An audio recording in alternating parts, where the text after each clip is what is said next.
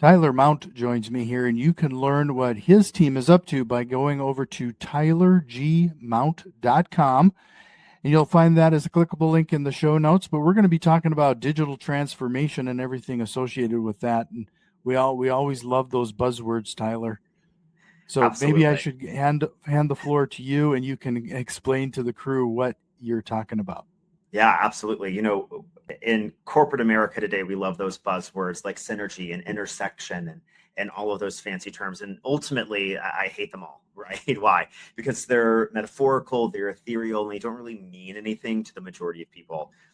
My business and my career has really been rooted in transformation of people's personal brand. And what I mean by personal brand is what you do most likely isn't unique. You have a podcast, that's not unique. You work in real estate investment, that is not unique. You might be a real estate investor, you might be a salesperson, you might work on the commercial side, the resi side. There are thousands and thousands of you. You are a small fish in a massive pool of talent. Our job is to say why working with me, the service provider, gives you an advantage. And that is where personal brand comes into play. Whether you're in real estate or whether you are an entry level administrative assistant in corporate America, everyone's personal brand is an incredible resource to give longevity to your career and help you make more money. Sure. Well, you'd be curious. I don't want to spend a ton of time because I'm sure, Tyler, you have shared this story a billion times and people can find that on your site. But could you talk about your journey? Like, it seems like as people niche down, we always say there's riches in the niches. So as you niche down into this personal branding part of marketing, how did you find your way here? I mean, I have the most convoluted, crazy story, and I'll spare the specifics because, to your point, you could just Google me and probably find it. But I started my career on Broadway. I was really fortunate to work on multiple productions as a stage manager. I then transitioned into corporate America via YouTube series that I created. That was me and a famous Broadway star sitting on my couch in New York City having a time. It was my first foray into content production and personal branding, and I really found that I no longer needed to wait for permission. This idea that I have to wait for a boss or a director or someone else in whatever industry I'm working on or working in to give me permission to work there. Instead, I just created content. That transitioned me into corporate America and ultimately led me to overseeing portions of digital marketing for NBC Universal. At the same time, I was still producing on Broadway, and I found success there through, multiple Tony Award wins, a Grammy Award win, and really that solidified my space in corporate America as a brand strategist. From there, I bounced around to multiple corporate institutions. During COVID, was laid off because at the time I was working in real estate development. I don't know if you know, but no one was looking for office space in 2020 in New York City. And consequently, that pushed me to a presidential campaign. And then the rest is history. I've really been able to work on personal brand with some of the leaders of our industry and competitive industries in a really profound way, which led me to starting my own agency and my own company. And Henry Street Creative, my creative agency, and my branding firm, Tyler G. Mount, has been here ever since. Well, some of this personal branding, as you're talking about here, is going to be kind of difficult for most, I would imagine. A lot of the stuff that I've seen recommended to enhance your personal branding is just out of natural nature for most people when it comes to this. Could you talk? Let's start with talking a little bit about the value somebody would see in their business. Kind of frame that up a little bit before we get into the nitty gritty of what you might need to do. Yeah. Look, the process of personal brand is non-traditional for the majority of my clients when they come to me, even if they understand, let's say, the perceived or real value. My goal is to really focus on the fact that by focusing on your personal brand, it elevates your ecosystem, not just your business today, but gives you longevity in your future business iterations tomorrow. And so when I first start to explain that to my clients, before, to your point, we get into the nitty gritty, I first have to get their buy-in, right? Convince them, oftentimes, the power of personal brand and how we leverage it across the ecosystem. From there, we really get into the nitty gritty of what are the levers we pull in order to grow that personal brand. Hmm. So let's talk a little bit then about what people might have to do to build their personal brand. What is like the very first step that they need to tackle? Well, look, I have two answers. One is convoluted and one is ethereal, which is what I hate, which is understanding who you are. Great. That's not helpful to anyone who's joining my roster, right? It really is understanding who are you at the end of the day when you're alone in a room without the pressures of maybe your boss or your peers or your colleagues or your family or most importantly society. Who are you at your core? And once we can dive into that and understand it. And I have a proprietary methodology in terms of how we actually define that versus just trying to ethereally diagnose it. Once we understand that, the rest of our job in terms of how we pull levers and how we execute amongst that is really easy. The second part is more tactical, which is where I find the majority of my clients thrive. Black and white action items, right? So the first thing that we always do is we tackle the digital ecosystem. Who are you when a blind consumer Googles you, right? And so for me, the first thing I do is say, open an incognito browser in Chrome, Google your first and last name. If it's not unique enough because your name's John Smith, Google John Smith real estate, John Smith real estate investor, New York City, and then see what comes up. Regardless of how long you've done this, how little you've done it, how good you think you are, how bad you think you are, consumers are making assumptions about you the second they Google you because they're not going to tylergmount.com. They're Googling Tyler Mount to get to my page. And the reality is the number one, number two, number three link 9 times out of 10 is your Instagram profile and your LinkedIn profile because these pages are highly indexable. So if you're sitting here saying, well, I don't like social media and I don't need to be there because I don't find a need for it, you're mistaken because the majority of customers or future customers or prospective customers are hitting that page first and making assumptions about you before they even pick up the phone and call. True story, last week, I had one of my massive development clients call and say, hey, Tyler, I need a real estate broker out of Houston. Do you have someone with a high net worth SOI that we could partner in on this, $250 million project? My answer is yes, I know a few. Let me put some feelers out. And I got dozens of responses. And before I even talked to you, regardless of your perceived experience, I had to look at your digital ecosystem. If it was outdated, if it looked like a child from the 90s put it together, I could never put you in front of my client. And consequently, you lost out theoretically on a massive deal that you never know you almost had. And so that is the power of personal brand, and that is the power of the digital ecosystem, because user perception is truth and trumps everything at the beginning of this process.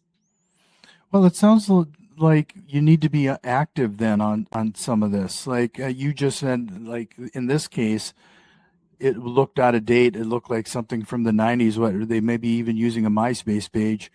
Then you're how often are you needing to refresh? How important is it to stay on top of this type of thing? Yeah. So for your personal website, which I believe everyone on earth should have, I have a personal website. You should have a personal website. Anyone listening should have a personal website because the idea you're just, let's say, a sales monkey that shows up and does investment, real estate investment, and then goes home and is then magically a human is a misnomer, right? And so, in terms of how often we update a personal website, the actual look and feel of it doesn't need to be updated often. We want it to be fresh and in line with current design trends. So I would say doing that once every 3 to 5 years is totally fine. The other part that becomes much more taxing is remaining consistent across these social profiles.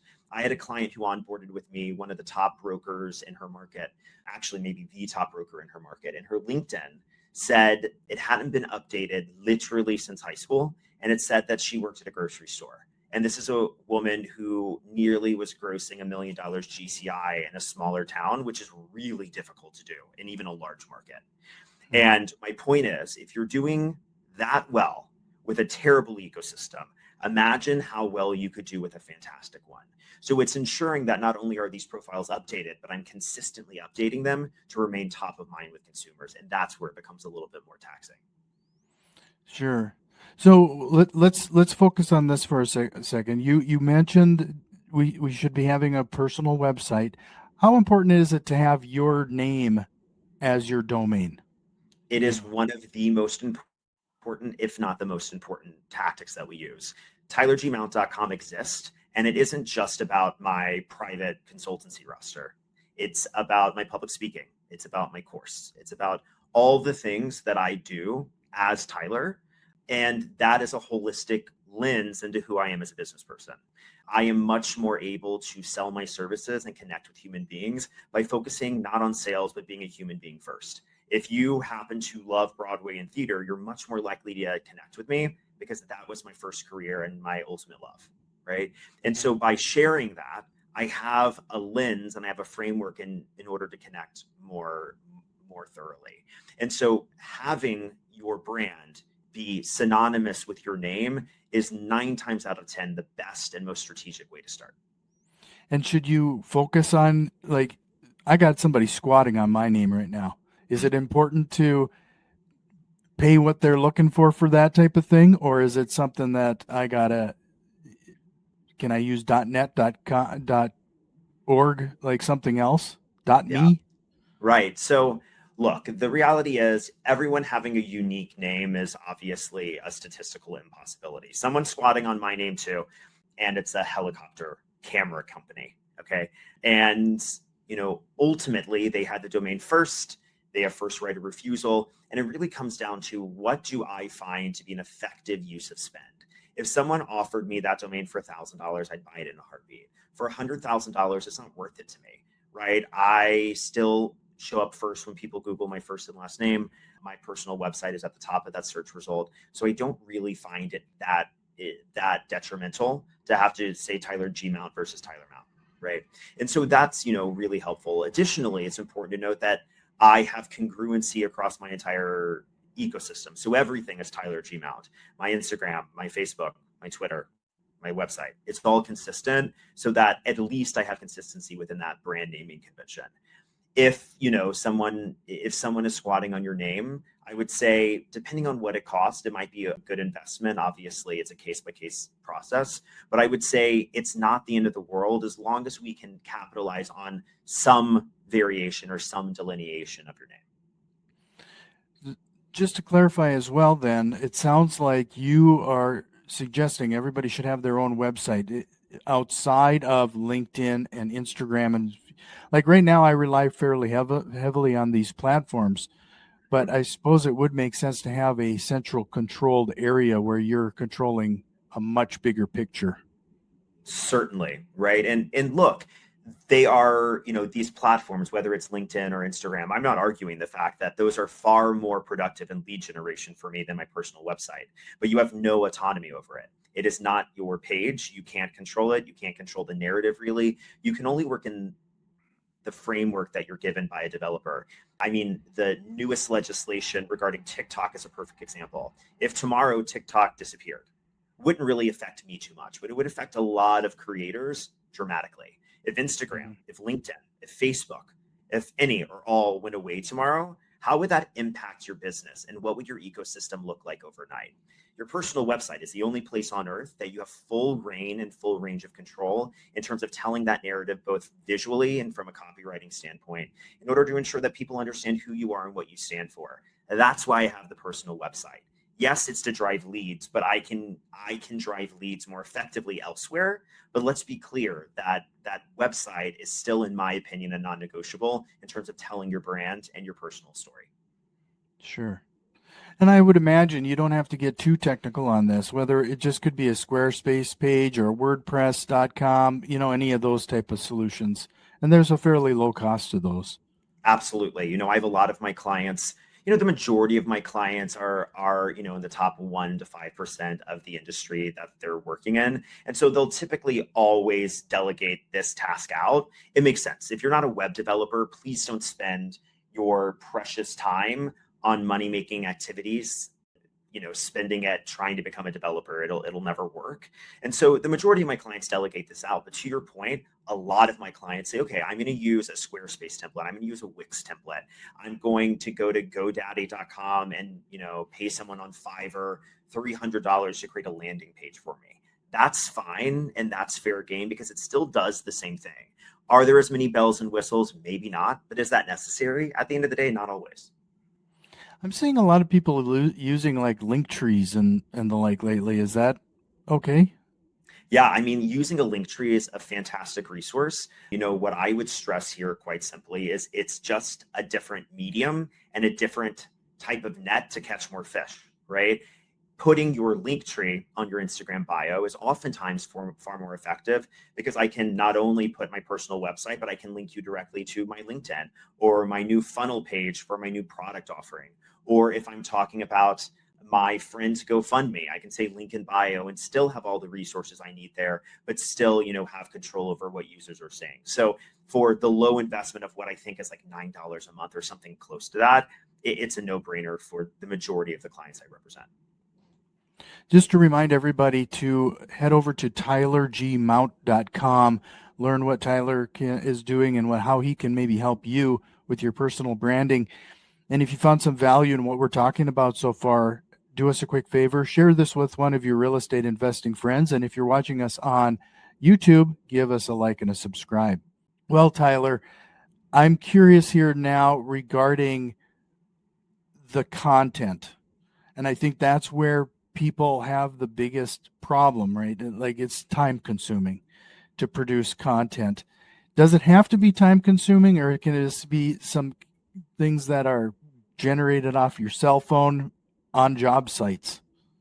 Absolutely. I will agree with you. This is probably one of the biggest issues every one of my clients run into. It's the biggest obstacle we typically have to overcome.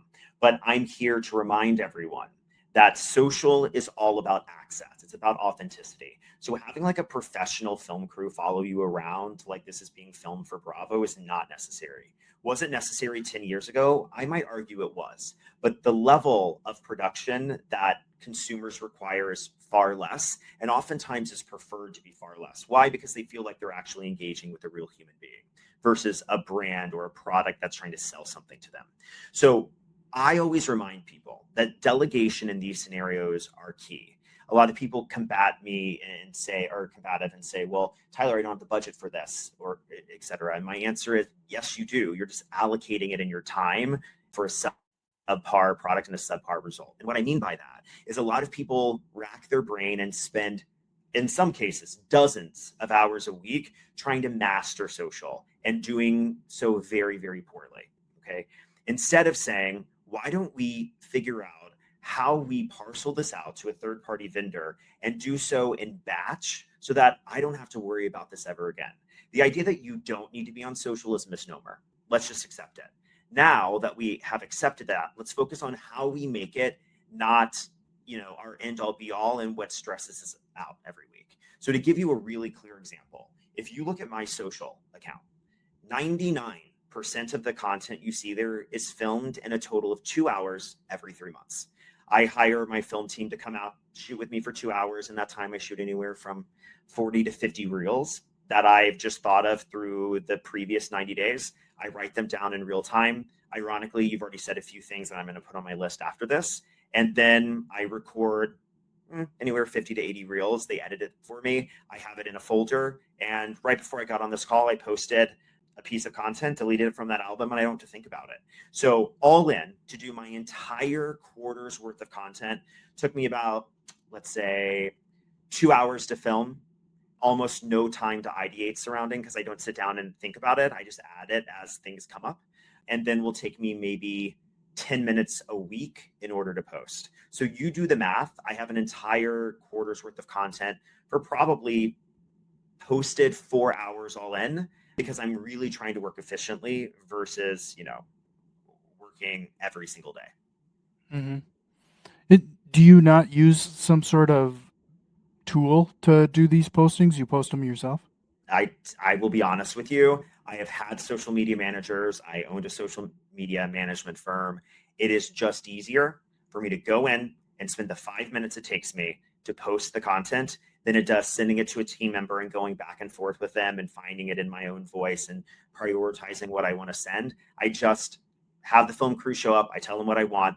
I review the content. That takes me maybe 15 minutes. I submit edits. They send me the content. I post it every Tuesday and Thursday so that I am remaining top of mind. But I'm not one of these people who says, oh, we have to post 7 days a week, 3 times a day. It just doesn't work for me. And so I really try to mitigate that and show up in a space that's repeatable and comfortable to me. And that's exactly what I do. You mentioned, you said, again, in your own voice, finding your own voice. That's one of those things that it's fascinating to me, because I'm going to use my Twitter account as an example, or now I guess it's X.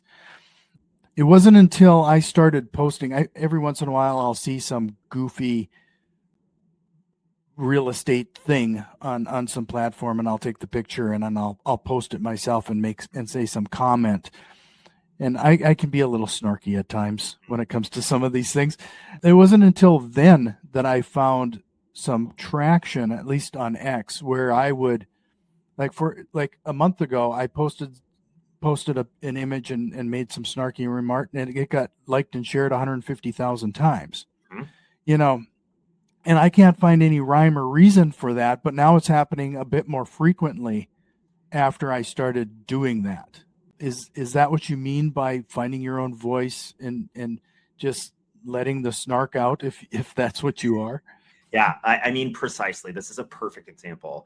All too often in business and in life, we follow a code of conduct that we believe to exist that doesn't, right? The most toxic word in business, in my opinion, is should. This idea that we should act a certain way or dress a certain way or be a certain way or look a certain way in order to be in a profession, right? Everyone thinks, or not everyone, the majority of clients come to me thinking that men in real estate need to wear a suit every day. And I'm like, says who, why, right? And so it wasn't until I found my authentic voice, which is unapologetically, sometimes snarky, always irreverent, always sarcastic, kind of funny, and really parlaying that into who I am within my business, that my business started to thrive.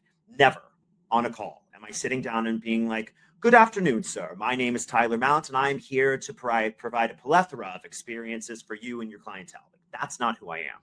I sit down and I talk about Oprah because I'm low-key obsessed with Oprah Winfrey. And if you don't want to work with me because of that, I totally understand that. I don't think that you're an idiot. I'm just not your vibe. And similarly, if I was the other way, good afternoon, gentlemen. How may I help you today? There are people who wouldn't want to work with me because of that too.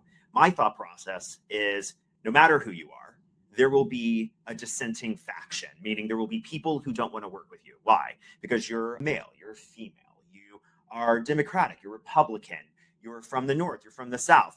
Insert any characteristic. There are people that don't want to work with you because of that. So if that's the reality, why not show up authentically who you are and niche down, to your point, with the tribe of people who surround you and want to work with you? That's what I would focus on. Sure. Well, in the time we have remaining, Tyler, could you give the listeners some instant action items? What are a few things that they could dip their toe in, give some of this a try, and to see some immediate results? Absolutely. Here are 3 very, very clear action items. Okay. Number 1, we have to get really, really clear on who we are and what our brand is and what we stand for. To your point, I found out that I'm a little snarky. Great. That's a perfect example. To my point, I love Oprah Winfrey. That is a part of who I am. It's not my personality, but it's a portion of who I am. Okay. And so once you find out what that is, that's really telling in terms of how we attract customers and how we talk online. Okay. I understand that's a little bit more macro and a little bit more ethereal. That's step 1. Step 2, I need everyone listening to open an incognito browser in Google Chrome. Okay. And I need you to Google your first and last name and take what comes up as face value. The same way we look at a restaurant on Google and look at the first 3 photos and we judge if their food is good or not. People do that with you and your business. You have to look at this as face value. So a lot of my clients will have an outdated realtor.com profile, Zillow profile, Redfin, their brokerage template that's outdated, doesn't have their bio and an old headshot, their LinkedIn, their Instagram. We have to look at that at face value. Ask yourself, if I was a multi-million-dollar investor, Would I feel safe giving this person on Instagram $1 million? And 9 times out of 10, the answer is no. Now, the good news is we can affect change very quickly here. You can update your profile in 15 minutes. You can start, pulling the trigger and building a personal website today, right? Those are the things that we really have to start acting on. And then the third and final action item here that I would always start with is ensure that we're remaining top of mind. And the way we remain top of mind is focusing on, what someone like Ryan Serhant calls consistent content. And that is centered around remaining top of mind and posting consistently authentic, persona based, aka about you, not about your listing or your deal you just did, posting about you consistently on social. That is the key. Those three things: understanding who you are at your core and your customer. Number two is finding out what the digital ecosystem looks like today, not what you think it looks like, but the truth. And then the third portion after you update that is really focusing on remaining consistent and remaining top of mind on these additional platforms like LinkedIn and like Instagram. This has been some great insight, Tyler. I'm just going to point everybody to your website, tylergmount.com. That's going to be a clickable link in the show notes, and apparently you can even dance to it. Yeah, so again, absolutely. It's tylergmount.com. If you were watching YouTube, you would catch that joke. But anyway, Tyler, before we move into the rapid fire questions, is there a question or concept you think we should have tackled here today? Not entirely. I always like to remind everyone, especially in this industry, that it is oftentimes, or should I say all the time, wildly cutthroat and wildly competitive. And I was talking about this to one of my development clients today. My entire goal as a business leader and as a business owner is to operate through the philosophy that lighting someone else's candle doesn't extinguish my own, right? Giving information, giving resources, giving advice as an expert in this one niche space, right, doesn't extinguish my own. And so, to your point, I've dedicated my career to that. And going to tylergmount.com isn't necessarily a sales tactic, right? Of course, if you're right for the roster, I'm happy to work with you. But ultimately, it's an opportunity to connect with me, to connect with my team, to get one of those complimentary audits. Take a look at that profile. Let me give you free advice in terms of how you move forward. And then from there, the rest can play out naturally. But that's my ultimate goal. And, that is what I'm trying to do in this industry. How can we realize there's enough time, energy, resources, money, and deals for us all to be millionaires and for us all to have penthouses in the sky? Yeah, I can't agree more with that. In fact, the more information you share, the more people sometimes realize they don't want to go through all that work and they need some help. Correct. So, well, Tyler, if you're ready, we'll just jump into the rapid fire questions and then close out this episode. Yeah, I'm nervous. Let's go. I'm ready.